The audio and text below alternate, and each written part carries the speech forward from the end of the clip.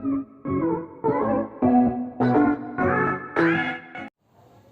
everyone there, I'm back with another video and I hope that you all are safe and I welcome all of you once again to my channel. So in this video we are going to cover the history topic chapter 2, the Vedic period. So now let's get started without wasting any more time. So I am going to read from the book. So I hope that you have opened your page number 16 and you all are ready with your books. So let's get started. So I am going to start from the as scope is given, we will do by that. And I will read the first paragraph and I wrote the definition here. So scholars and historians refer to the period when Aryans first settled in India as the early Vedic period. What is the date? 1500 to 1000 BC. So early Vedic period date is 1500 to 1000 BC. Okay, and after that between 1000 BC to 500 BC, when iron had come to use, it is believed that Aryans followed the course of rivers and settled along the valley of Yamuna and Ganga. So when iron had come to use, between 1000 to 500 BC, iron had come to use, okay. Aryans settled, they followed the course of the river and they settled along the valley of Yamuna and Ganga. They moved, or you can say they moved. And first before that, iron tools helped them to clear the forest. After that, it is written they moved in the eastward and the southeastward direction. So they moved in the eastward direction, southeastward direction. And after that, the period is known as the later Vedic age. So that period is known as later Vedic age. When they gradually settled in the Gangetic Valley, okay, then that period is known as later Vedic age. Now, what is the date? 1000 to 500 BC. Now, the culture of the period is referred to as the Vedic culture. उस culture को Vedic culture बोला जाता है क्योंकि because it was based on Vedic text. Now we come to the sources. From the sources we will do from the third paragraph. You will mark 1-2 point. So from the third paragraph, the Vedic literature was written in Sanskrit. Vedic literature was written in Sanskrit. You can note down.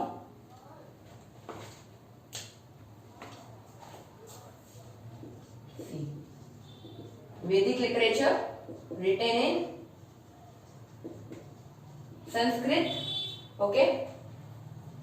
The term Veda derived from a Sanskrit word which is Vid. What is the meaning of Vid? Knowledge. Okay. So after that, Vedic literature. Now we come to the Vedic literature divided into two parts. This Vedic literature divided into how much parts? 2 parts. What are the 2 parts? They are Shruti and Smriti.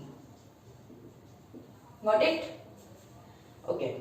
So the Vedic literature is divided into 2 parts, namely Shruti and Smriti. It is believed that Shruti was revealed to the sages by God, and they passed on that knowledge orally from generation to generation. So the keyword is orally. So knowledge passed orally from generation to generation. And Smriti was composed or written by rishis, or pandits, or sadhu. Okay. Now the Vedic literature can be classified into 4 categories. Now again this Vedic literature is classified into 4 categories. 4 categories, okay. What are they? The first is the 4 Vedas. 4 Vedas. What are the 4 Vedas? Here you can see Rig Veda, Sama Veda, Yajur Veda and Atharva Veda. After that, the Brahmans. After that, the Aryanyas. And the last, what is it? Yes, the Upanishads. Got it? So, Aryanyas and Upanishads, these are the 4 categories in which the Vedic literature is classified. Now we will do one by one the sources. We come to the Rig Veda. First, this Rig Veda. Okay? So what is the Rig Veda? First point, from the first line, it is the oldest religious text in the world. First point. Oldest, सबसे पुराना. First testament of mankind. Testament means it is a proof of existence of mankind. Third point, it is divided into 10 mandalas. Yes. What is the meaning of mandalas? Mandalas means sections or parts. Got it? Yes. So it is divided into how much parts or section? 10. It is said to have been composed during the early Vedic period. It is composed in the early Vedic period. The hymns are dedicated by sages to God. Hymns, what is the meaning of hymns? In Hindi we can call it dharmic geet. So it is dedicated by sages, that means Pandit, to gods. They were passed on orally from teachers to disciples. Now in the book one thing is not given. I am telling you that in the Rig Veda,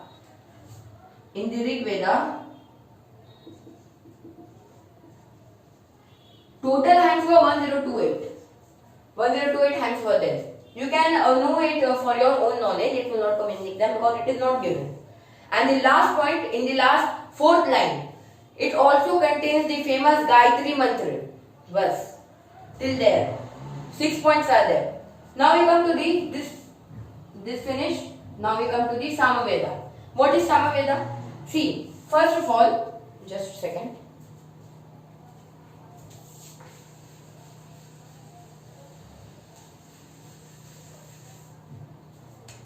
See, number second is Samveda. First of all, we have to know the meaning of Sam. The meaning of Sama means sweet song or melody. Sweet song or melody. This is the first of all, the first point you can mark it, meaning of Sama. Second is the hymns in the Samaveda were meant to be sung at the time of sacrifice by the priest. So number second, hymns. Here are the hymns. Which are hymns? When the hymns were sung at the time of sacrifices or sacrifice by the priest. Okay. And the third point. Third point will be in this Veda. Some of the hymns are borrowed from the Rig Veda. Third point, some hymns borrowed by Rig Veda. Not all the hymns, only some hymns. Okay, just 3 points. I am giving you point by point, and then it will be very easy for you to learn. After that, we come to the Yajur Veda, the third. Yes, the Yajur Veda. The first one in the Yajur Veda will be deals with the hymns recited during the performance of yajnas. See, Yajur, Y for Yajur and Y for yajnas. So this is yajnas. What do you mean by yajna? That means puja. Here it is given. The picture is given here, yajnas. So the hymns sung at the time of performance of yajnas. After that, the hymns in this Veda throw light on the social and religious life of Aryans. Just 2 points. Throw light, the hymns throw light on the religious and social life of an Aryan. Have I made myself much clear? Okay. Only 2 points are there. After that we come to the last, which is the Yajur Veda. Sorry, Atharva Veda.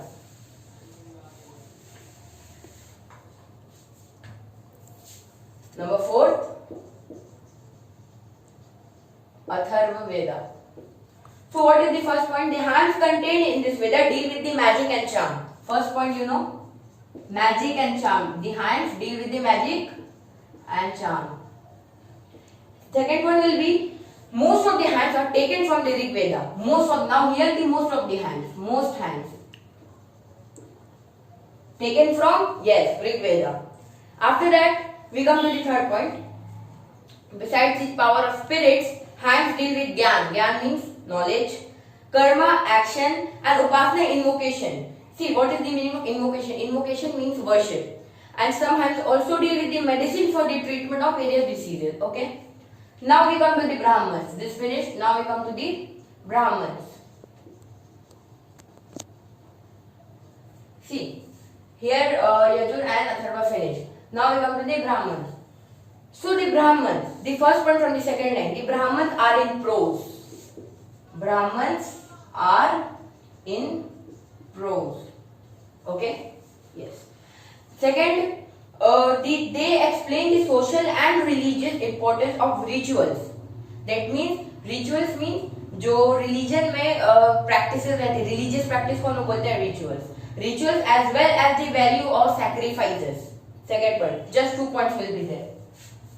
Are in prose. Number second, explain social and religious importance of rituals and sacrifices.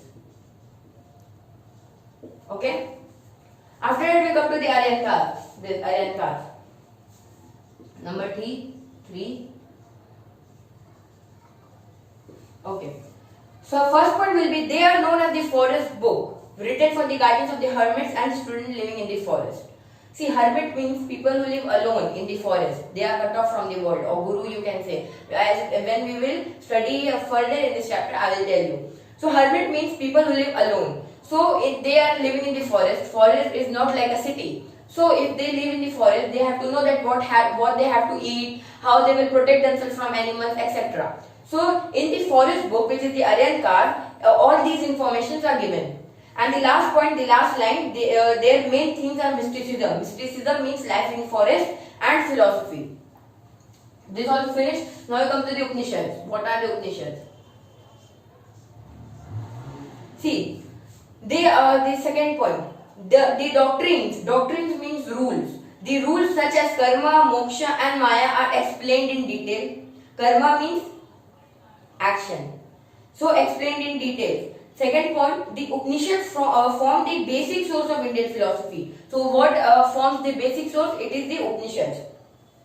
And the third point, from the third last line, the most famous of these Upanishads are the Chandogya Upanishad, Kena Upanishad, Aitareya Upanishad and Taittiriya Upanishad. Okay.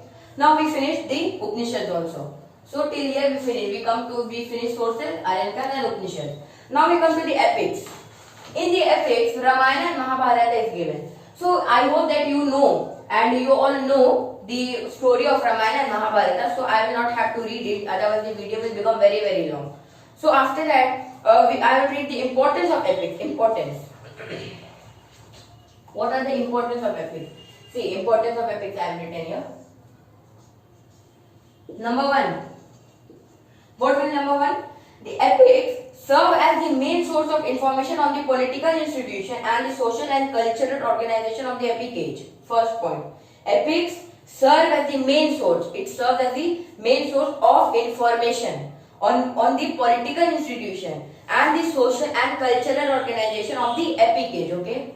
Second point will be they provide information on various Aryan kingdoms, their armies and the weapons they use. Provide information, हमें information देते हैं इसके बारे में Aryans के kingdom, their armies and the weapons they use in the wars.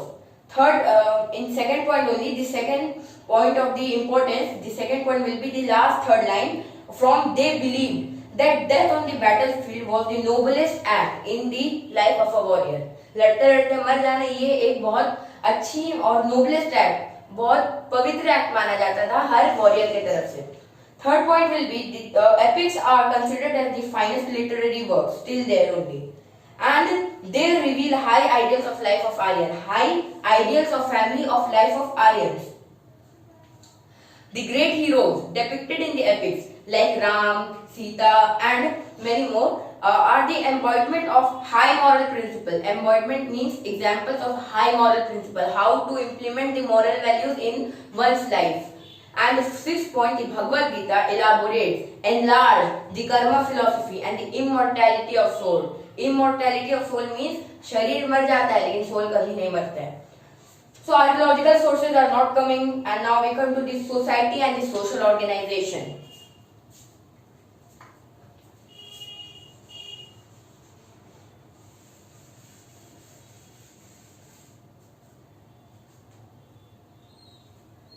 Society. Society. In the society, the topic is given social organization.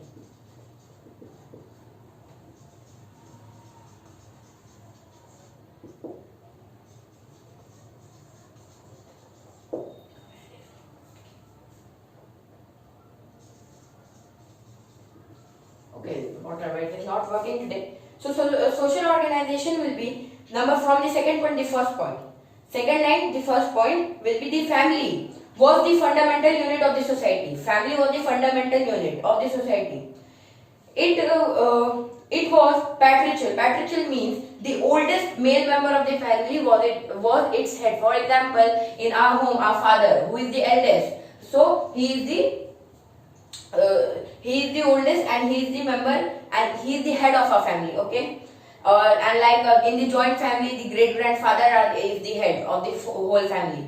So he was called the Grihapati. That means Grih means house and Pati means who is the head, or Kulpati. After the death of Grihapati, the responsibility shifted to his eldest son. उसके मतलब पापा केवल सबसे बड़े लड़के के ऊपर उसकी रिस्पॉन्सिबिलिटी डाल दी जाती थी घर को संभालने की. After that, several families lived in grama or village. बहुत सारे फैमिली grama means village में रहते थे. Several village formed a visha. Several village, बहुत सारे village visha बनाते थे. Many vishas formed jana. And the head of the village was called Gramini, that of Visha, Vishpati, Rajan or king of the head of Jana. See village, many village or several village formed Visha, many Vishas formed Jana. And now the head of the village was known as Gramini, head of the Visha was known as Vishpati, and Rajan or the king was the head of Jana. Yes. After that, the kings governed with the help of minister. Kings governed with the help of minister, or you can say assistant of the king, who gave him advice and many more. So the important officers were the Gramini, the Purohita and the Senani. Senani was the commander of the army. Purohita performed religious ceremonies. So Senani was the commander of the army who balanced the army, who looked after the army people, and the Purohita performed religious ceremonies, religious practices you can say. Administration of the village was carried out by Gramini. Why? Because the Gramini was the head of, yes, village. Now after that, we will leave one paragraph. After that we come here. In the Rigvedic period, 3 popular assemblies known as the Sabha, the Samiti and the Vidhata advised the king. 3 popular assemblies were there. What were they? Sabha, Samiti and Vidhata. So one by one they will their function. Vidhata was the earliest assembly, which used to perform all kind of functions like economic, military, religious and social. Vidhata. Second, women actively participated in the deliberation in the Vidhata. Vidhata के deliberation means उनके काम में women भी participate किया करती थी. And the Samiti was the assembly of the people and the Sabha was the council of elders. Samiti was the assembly of the people, or you can say group of people, and Sabha was the council of elders, बड़े लोगों की या फिर बुजुर्ग लोगों की. The Sabha performed advisory and judicial functions. The Samiti was called to session on special occasions. Special occasions पे Samiti को भी बुलाया जाता था. Now, in the later Vedic age, kingship became hereditary, and divine elements came to be associated with the king. So, during the later Vedic age, the popular assemblies lost their earlier importance. Popular assemblies were Samiti, Sabha and the Vidhata. They lost their importance. So, by whom they were replaced? The Sabha and the Samiti came to be dominated by chief and rich nobles. Women were no longer permitted to attend these assemblies. So, we completed till the society organization. Now, so this was the first part in this video. So, we started from, let's revise once. We started from the first paragraph, the date and many more. Now sources, Vedas, the Rig Veda, the Sama Veda, Yajur Veda, Atharva Veda. After that we come to the Brahman, Aryanka, Upanishads. Now after that the epics, importance of epics, and Mahabharata and Ramayana we will read and keep a short idea of it. And after that society organization. Now in the second part we will start from the position of women. Okay. So till then I hope that what I explained you understood. So till then bye bye and wait for the next video. Thank you for watching.